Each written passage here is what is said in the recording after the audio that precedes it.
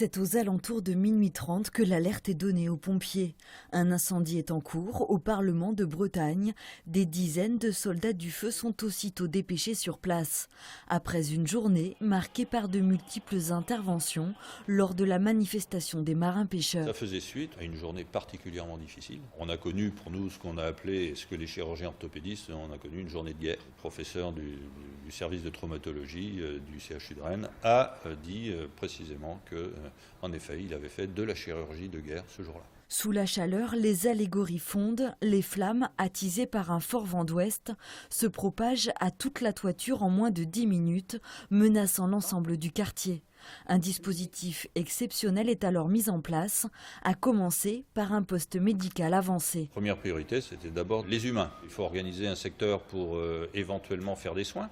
Soins pour nos gars qui se blessent, et il y en a eu. La population qui était restée dans ces immeubles, qui se paniquait, et puis il y avait la foule qui était sur place, qui était complètement scotchée devant le spectacle, et avec des comportements anormaux, comme toujours dans les comportements de foule, des gens qui sont perdus, qui ne savent plus ce qu'ils font, qui errent à droite, à gauche, qu'il faut récupérer, les mettre un petit peu à l'écart, parce qu'ils sont susceptibles d'avoir des conduites un petit peu dangereuses. À 3 heures, la toiture s'effondre sur le premier étage de l'édifice en une explosion de braise.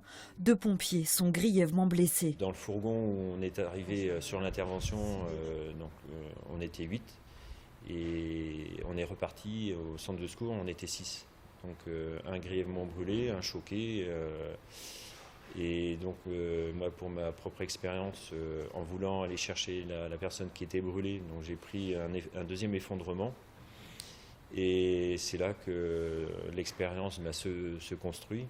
Et c'est de transmettre aux jeunes, de dire attention, on croit en ce que l'on fait, mais on regarde bien ce que l'on a à faire et on n'est pas des héros à côté de ça.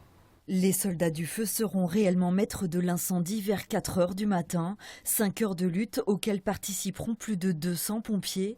Au matin, la ville se réveille sous le choc. 60% du Parlement de Bretagne a disparu.